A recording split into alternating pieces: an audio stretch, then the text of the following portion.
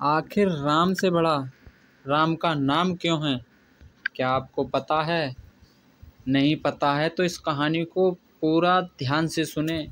विस्तार से इस कहानी को समझाया जाएगा। बने रहें हमारे चैनल सत्य और धार्मिक पर।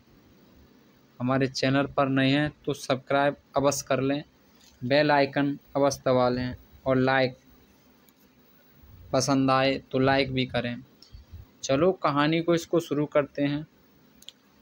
श्री राम दरबार में हनुमान जी महाराज श्री राम जी की सेवा में इतने मगन, ध्यान सुध-बुध सब खो गए कि गुरु वशिष्ठ के आने का उनको ध्यान ही नहीं रहा।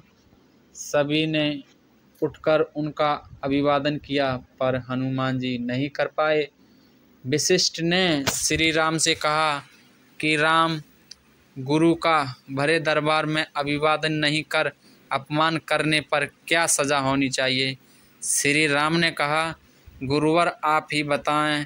वशिष्ठ जी ने कहा, मृत्यु दंड होना चाहिए। श्री राम ने कहा, गुरुजी स्वीकार है। तब श्री राम जी ने कहा कि गुरुदेव आप बताएं कि यह अपराध किसने किया है? गुरु वशिष्ठ ने कहा, बता दूंगा पर राम वो तुम्हारा इतने प्रिय है कि तुम अपने आप को सज़ा दे दोगे पर उसको नहीं दे पाओगे। श्री राम ने कहा, गुरुदेव राम के लिए सब समान हैं।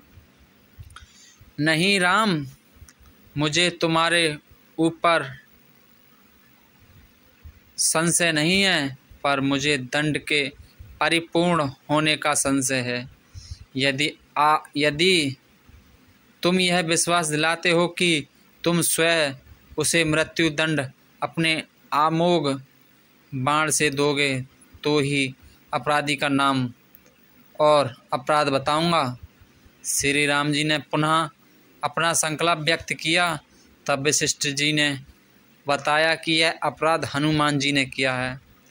हनुमान जी ने भी स्वीकार कर लिया।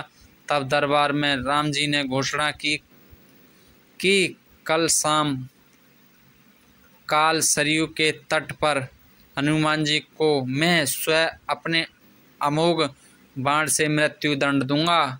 हनुमान जी के घर जाने पर उदासी की अवस्था में माता अंजनी ने देखा तो चकित रह गई कि मेरा लाल महावीर, अतुलित बल का स्वामी, ज्ञान का भंडार आज इस अवस्था में।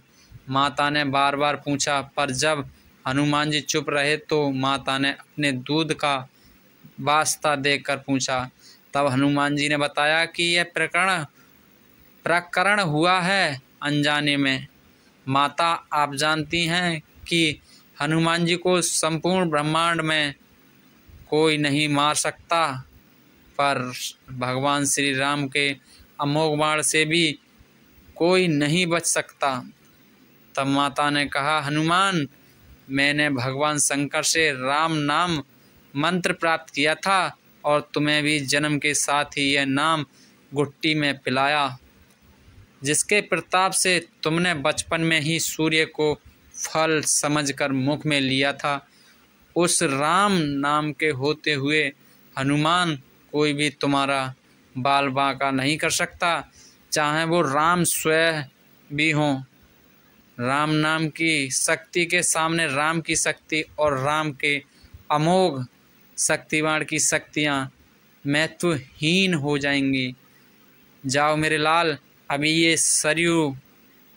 अभी से सरयू के तट पर जाकर राम का नाम का उच्चारण करना आरंभ कर दो। माता के चरण छूकर हनुमान जी सरयू नदी के किनारे राम राम राम राम रटने लगे। सायंकाल राम अपने संपूर्ण दरबार सहित सरयू तट पर आए। सबको कौतूहल था कि क्या राम हनुमान को सजा देंगे, पर जब श्री राम ने बार बार राम बाण अपने महान शक्तिधारी अमोघ शक्ति बाण चलाए पर हनुमान जी के ऊपर उनका कोई असर नहीं हुआ तो गुरु वशिष्ठ जी ने शंका जताई कि राम, तुम अपनी पूर्ण निष्ठा से बाणों का प्रयोग कर रहे हो? तब श्री राम ने कहा, गुरुदेव, मैं गुरु के प्रति अपराध की सज़ा देने को अपने बाण चला रहा हूँ। उसमें किसी भी प्रकार की चतुराई करके मैं कैसे वही अपराध कर सकता हूँ? तो तुम्हारे बाण अपना कार्य क्यों नहीं कर रहे? गुरु वशिष्ठ ने कहा। तब श्री राम ने कहा, गुरुदेव, हनुमान राम राम की अखंड रट लगाए हुए हैं।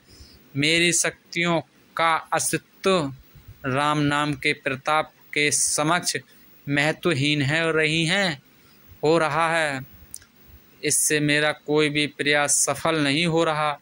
आप ही बताएं गुरुदेव, मैं क्या करूं? गुरुदेव ने कहा, हे राम, आज से मैं तुम्हारे साथ तुम्हारे दरबार को त्याग कर अपने आश्रम जा रहा हूँ, जहाँ राम नाम का निरंतर जप करूँगा। जाते जाते गुरुदेव वशिष्ठ जी ने घोषणा की, हे राम, मैं जानकर मानकर यह घोषणा कर रहा हूँ कि स्वयं राम से राम का नाम बड़ा है। राम नाम अमोघ शक्ति का सागर है। जो कोई जपेगा, लिखेगा, मनन करेगा, चिंतन करेगा, मंथन करेगा, उसकी लोक कामनाएं पूर्ति होते हुए भी वो मोक्ष का भागी होगा। मैंने सारे मंत्रों की शक्तियों को राम नाम के समक्ष न्यूनतम माना है। तभी से राम से बड़ा राम का नाम माना जाता है। वो पत्थर भी तैर जाते हैं जिन पर श्री राम का नाम लिखा होता है। तो दोस्तों, यह थी राम से बड़ा राम का नाम था, और हनुमान जी ने वो नाम जप किया जो कि राम जी के अमोघ बाण भी हनुमान जी का कुछ नहीं कर सका। तो दोस्तों, यह थी आज की कहानी। हमें कमेंट में अवश्य बताएं यह कहानी आपको कैसी लगी, और कहानी पसंद आई हो तो एक बार